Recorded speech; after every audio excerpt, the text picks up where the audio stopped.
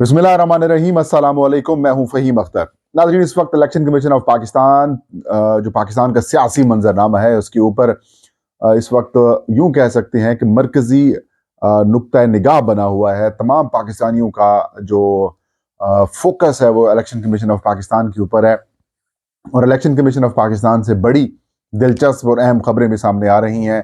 बिलखसूस senate of Pakistan से करारदाद मंजूरी के बाद से लेकर अब तक इलेक्शन कमीशन ऑफ पाकिस्तान बिल्कुल खामोश तमाशाई बनकर बैठा हुआ है और कल से जब रवां हफ्ता शुरू होगा तो इसके अंदर अहम और बड़ी डेवलपमेंट जो है वो आपको होती हुई नजर आएंगी। इलेक्शन कमीशन ऑफ पाकिस्तान का कल एक अहम इजलास भी होगा और उस इजलास की सदारत chief election commissioner Sikandar Sultan Raja साहब करेंगे और उसके अंदर इस करारदाद को पेश किया जाएगा और फिर इलेक्शन कमीशन अपना जो मौकफ है वो सामने रखेगा। लेकिन पब्लिक किया जाता है या नहीं किया जाता ये बात की बात है। इसके अलावा secretary election commission Umar Hamid Khan साहब के इस्तीफे को लेकर काफी ज्यादा इस वक्त जो बहस है वो पाकिस्तान के सियासी मंजरनामे के ऊपर हो रही है। उनके इस्तीफे को लेकर एक नया कहानी के अंदर एक नया ट्विस्ट सामने आया है, वो आपके साथ शेयर करेंगे। और सेनेट करारदाद के बाद इलेक्शन कमीशन के पास क्या ऑप्शंस हैं वो भी आपको बताएंगे। और इलेक्शन कमीशन ने सेक्रेटरी इलेक्शन कमीशन साहब की इस्तीफे की खबर के ऊपर अपना एक रद्द-ए-अमल जाहिर किया है। उस रद्द-ए-अमल के अंदर एक नई कहानी जो है वो सामने आई है, वो आपके साथ शेयर करेंगे और आपको अंदर की कहानी बताएंगे कि इस वक्त इलेक्शन कमीशन ऑफ पाकिस्तान में किस लेवल की हलचल चल रही है। नाज़रीन, जिस तरीके से मैंने जुमे को आपको एक ट्वीट भी आपने मेरा पढ़ा होगा, फिर मैंने वीलॉग भी किया, वो काफ़ी डिटेल तरीके से मैंने बताया कि इलेक्शन कमीशन के अंदर बुनियादी तौर पर चल क्या रहा है।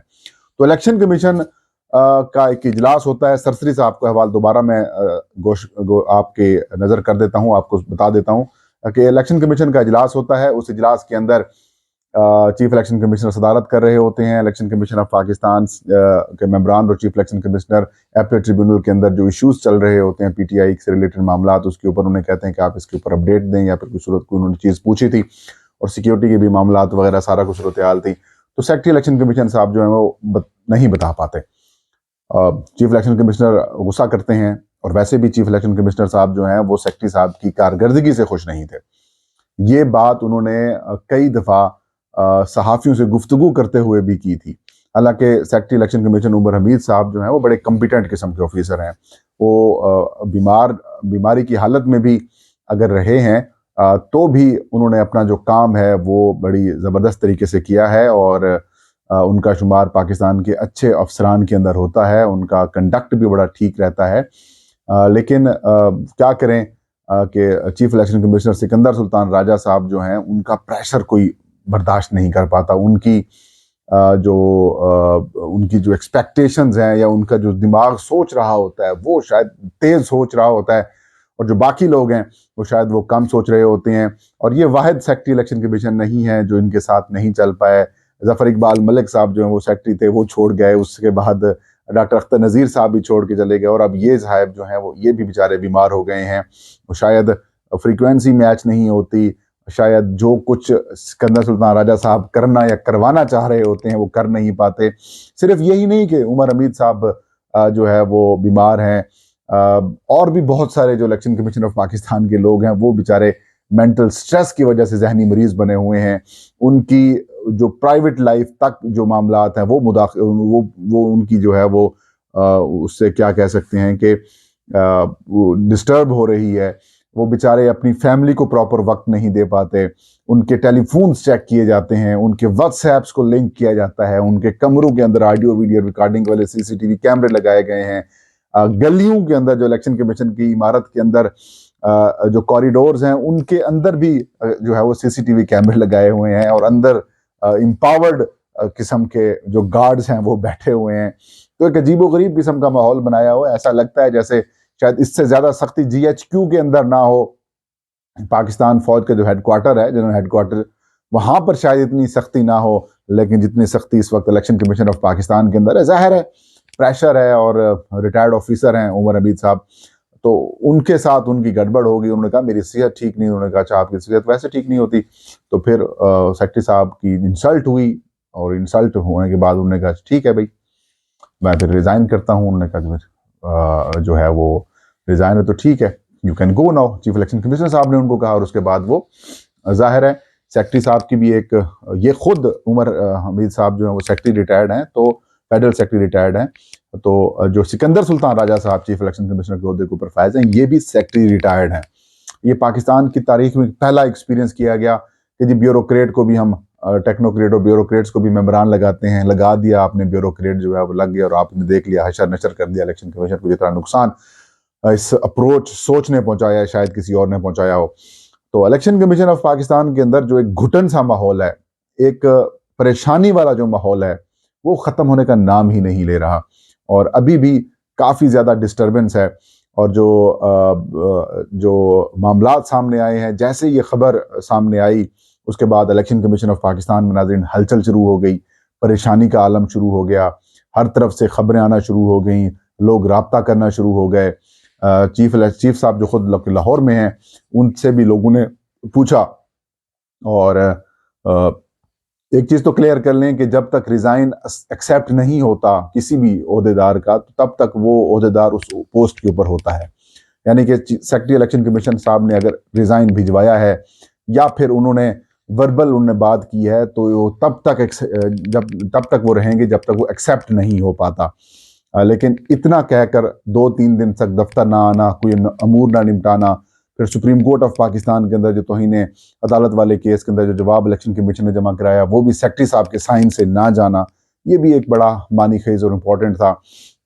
खैर, इलेक्शन कमीशन ने जो मौक़िफ़ दिया, हाँ, उसके अलावा जो एक चीज़ सामने आई, ये खबरें आने के बाद फिर वफाकी हुकूमत, जो निगरान वफाकी हुकूमत है, वो भी इस सारी सूरत हाल के अंदर मुतारिक हो गई और उन्होंने भी राब्ते करना शुरू कर दिए। फिर कुछ और जो इन सब चीज़ों को लोगों को चलाने वाले हैं, वो भी काफ़ी परेशान हो गए। कहते भाई ये क्या कहानी हो गई, ये तो अचानक बम जो है वो फूट पड़ा है, अचानक जो बम है वो फट गया है। तो ये तो आखिरी एक हमारा हरबा था कि हमने पूरे कमीशन को गैर फाल करने ताकि इंतखाबात ना हो सकें। खैर, इलेक्शन कमीशन से फिर कहा गया कि भाई इस चीज़ को नज़रसानी करें। वो इलेक्शन कमीशन जिससे मैं जुमा गया, हफ्ता गया, आज सुबह तक भी मैं उनसे मौक़िफ़ लेने की कोशिश करता रहा, लेकिन कोई मौक़िफ़ देने को तैयार नहीं था। तो आज जब ये सारी खबरें आना शुरू हुई, तो उसके बाद इलेक्शन कमीशन ऑफ पाकिस्तान ने एक वजाहत जारी की, एक तरदीद जारी की, एक बयान जारी किया। उस बयान में उन्होंने कहा कि secretary election commission Umar Hamid Khan जो हैं, वो बड़े ज़हीन और मेहनती ऑफिसर हैं, बिल्कुल शक नहीं है इसमें, वो मेहनती ऑफिसर हैं। उनकी कुछ अर्सा पहले भी तबीयत ख़राब थी, तो वो मेडिकल रेस्ट के ऊपर थे और इस दौरान जो हमारे इलेक्शन कमीशन के जो बाकी अगर उनकी तबीयत बेहतर हो जाती है तो फिर वो दोबारा जिम्मेदारियां भी संभाल लेंगे या फिर संभाल सकते हैं। इसके अलावा उन्होंने कहा इलेक्शन कमीशन कोई गैर फाल नहीं है। इलेक्शन कमीशन जो है वो उनके 2 स्पेशल सेक्रेटरीज जो हैं वो काम कर रहे हैं। इसके अलावा छुट्टियों के दौरान भी इलेक्शन कमीशन ऑफ पाकिस्तान का जो दफ्तर है वो काम कर रहा है और गैर फाल होने वाली कोई बात नहीं है। ऐसी बात हमने तो बिल्कुल भी नहीं की। अब इसके अंदर एक चीज़ जो कैटेगोरिकली रिजाइन वाली बात को गोल कर दिया गया, रिजाइन वाली बात को बिल्कुल इग्नोर कर दिया गया। उन्होंने कहा कि वो रिजाइन, देखें, अगर तो उन्होंने रिजाइन नहीं किया होता तो फिर आप वाज़े तौर पर लिखते कि secretary election commission Umar Hamid Khan के इस्तीफे की खबरें बेबुनियाद, झूठी और लग़्व हैं। ऐसी कोई बात नहीं है, उन्होंने कोई इस्तीफा नहीं दिया, ऐसा कुछ नहीं था। और जो चैनल्स के ऊपर खबर चल रही है वो बिल्कुल झूठी है और हम इनके खिलाफ कार्रवाई करेंगे, ऐसा कुछ नहीं लिखा। और आपने कहा वो पहले भी मेडिकल रेस्ट पे रहे हैं, अभी भी उनकी तबीयत ठीक नहीं, वो जब बेहतर हो जाएंगे तो आ जाएंगे। पहली बात तो ये है कि 32 दिन इलेक्शंस को रह गए हैं, 31 दिन इलेक्शंस को रह गए हैं। ऐसी सूरत हाल के अंदर अगर ये इख्तलाफात वाले जो मामलात सामने आ रहे हैं, ये जो इख्तलाफात वाले बाकी चीज़ें सामने आ रही हैं, ये अगर चीज़ें सामने आ रही हैं तो फिर आपकी क्या तैयारी है। और मेरी इतलात के मुताबिक नाजरीन, इस प्रेशर के बाद उमर हमीद खान साहब से कहा जा रहा है कि वो अपना रिज़ाइन वापस ले लें या फिर चीफ इलेक्शन कमिश्नर खुद रद्द करके उनको वापस भेज सकते हैं। और इस दौरान जो सेक्रेटरी के अफेयर्स हैं, सेक्रेटरी इलेक्शन कमीशन के जो मामलात हैं, वो डॉक्टर आसिफ हुसैन को कहा जाएगा कि वो संभालें। उनका हो सकता है कल या फिर परसों की नोटिफिकेशन भी जारी कर दिया जाए कि जब तक उमर हमीद साहब वापस नहीं आते तब तक जो हैं वो सेक्रेटरी के अफेयर्स जो हैं वो doctor Asif Hussain as a special secretary वो चलाएंगे और एक्टिंग सेक्रेटरी के तौर पर वो सारे मामलात को देखेंगे। और यही तो कहानी थी कि उनको हटा दिया जाएगा रास्ते से, वो साइड पे हो जाएंगे और ये 32-31 दिन तक वो शायद तबीयत उनकी बेहतर अल्लाह करे हो जाए, अल्लाह उनको सेहत तंदुरुस्ती दे, और अगर नहीं तो फिर यही मामला चलता रहेगा, और उसके बाद ये जनरल इलेक्शंस की अगर कहानी चलती है तो फिर कहानी हो जाएगी।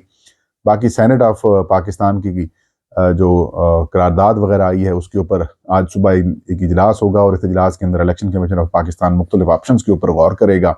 एक बड़ा ऑप्शन ये होगा कि इसको इग्नोर कर दिया जाए। अगर इग्नोर नहीं करेंगे तो फिर परेशानी होगी, इग्नोर अगर करते हैं तो फिर भी परेशानी होती, नहीं करते तो भी परेशानी होगी। हो सकता है सारी सूरत हाल से सुप्रीम कोर्ट को आगाह कर दिया जाए, या फिर इलेक्शन कमीशन ऑफ पाकिस्तान अपना ब्रीफ सा मौका दे देगा। करारदाद की कोई आईनी और कानूनी हैसियत नहीं है, क्योंकि मुस्लिम लीग नून, पाकिस्तान पीपल्स पार्टी ओपनली चीखो पुकार कर रही है, तहरीक इंसाफ भी ऐसा कह रही है। तो इलेक्शन कमीशन ये कह सकता है, लेकिन जिन लोगों ने ये करवाया है तो वो करने नहीं देंगे। तो आप सिकंदर सुल्तान राजा साहब से कुछ भी एक्सपेक्ट कर सकते हैं, वो कुछ भी आप उससे एक्सपेक्ट कर सकते हैं। आप उनसे ये भी एक्सपेक्ट कर सकते हैं कि वो शायद इंतखाबात को रोक दें, अमन ओमान की सूरत हाल और बाकी इशूज़ को बनाकर, क्योंकि जो सुप्रीम कोर्ट के कई अहकामात को नज़रअंदाज कर चुके हैं। पता नहीं इनके पीछे कौन सी गिद्दड़ सिंगी है इनके पास।